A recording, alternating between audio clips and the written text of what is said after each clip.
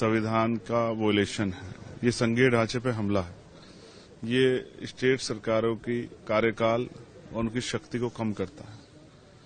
तो जब भी एंटी कॉन्स्टिट्यूशनल कुछ भी होता है तो हम लोग उसके खिलाफ ही खड़े होते हैं। हम लोग संविधान को मानने वाले लोग हैं और संविधान में जो स्ट्रक्चर बनाया गया है वो उस स्ट्रक्चर से छेड़खानी का प्रयास लगातार सरकार कर रही है।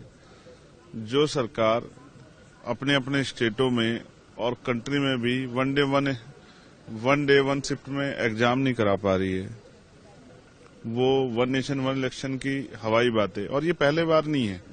प्राइम मिनिस्टर ने ऐसे जो है लोगों को जैसा तर्क दिया जा रहा है कि इससे खर्चा कम होगा, तो ऐसा तर्क जो है उन्होंने नोटबंदी पे भी दिया था, ऐसा तर्क उन्होंने जीएसटी पे भी दिया था, और उसके बाद जीएसटी के बाद व्यापारियों को क्या झेलना पड़ा, नोटबंदी के बाद गरीबों को क्या झेलना पड़ा, वो किससे छिपावा नहीं।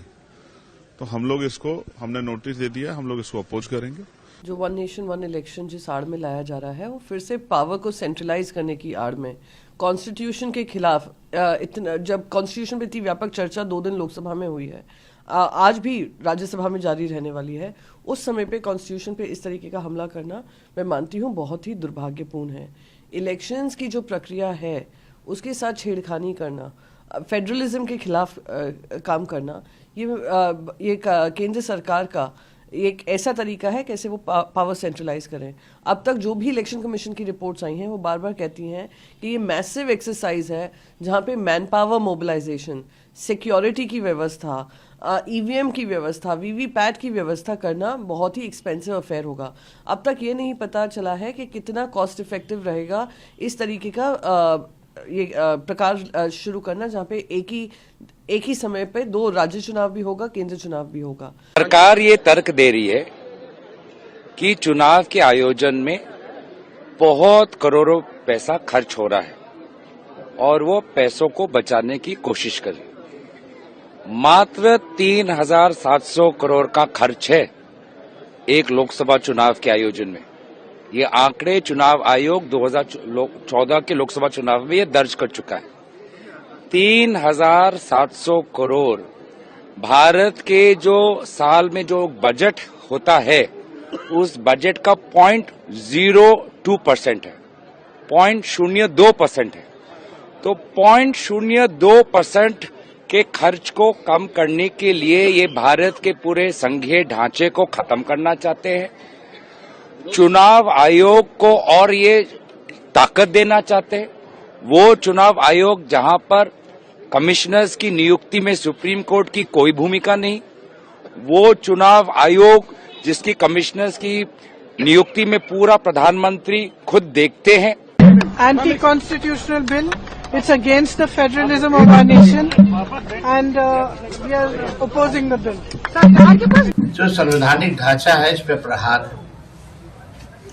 क्षेत्र के मुद्दे को जो है गौर हो जाएगा। कहीं भी चुनाव होगा तो जो स्टेट का भी जो चुनाव होता है लोकल इश्यूज पे होता है, वो गौर हो जाएगा। अभी ये लोग ला रहे हैं, ये लोग तो आरएसएस के एजेंडा को लागू करना चाहते हैं ना, इसलिए हम लोग कहते हैं लोग संविधान के विरोधी हैं। और अभी कह रहे हैं वन नेशन वन इलेक्शन, आगे कहेंगे वन नेशन वन पार्टी, फिर कहेंगे वन नेशन वन लीडर। क्या मतलब है? पता चलेगा बाद में कहेंगे कि अब असेंबली का चुनाव की जरूरत ही नहीं है, नॉमिनेटेड सीएम और गवर्नर दे दो। ये बीजेपी के लोग जो है रियल इश्यूज पे बात नहीं करते। खर्चा बचेगा तो प्रधानमंत्री कितना खर्च करते हैं विज्ञापन, इलेक्शन से ज्यादा तो विज्ञापन में ना खर्च करते हैं भाई। 11 साल में अब तक कितना विज्ञापन पे खर्चा किया, जरा बता दे, हिसाब दे दे भारत सरकार। हम इस विधेयक का कड़ा विरोध करते हैं। 17 जनवरी 2024 को कांग्रेस अध्यक्ष मल्लिकार्जुन खड़गे जी ने रामनाथ कोविंद जी की समिति जो थी, रामनाथ कोविंद जी उसके अध्यक्ष थे, उनको 4 पन्ने का एक खत लिखा कि कांग्रेस पार्टी क्या कारण हम इस विधेयक का विरोध कर रहे हैं। हम वन नेशन वन इलेक्शन का विधेयक को संविधान के खिलाफ मांगते हैं।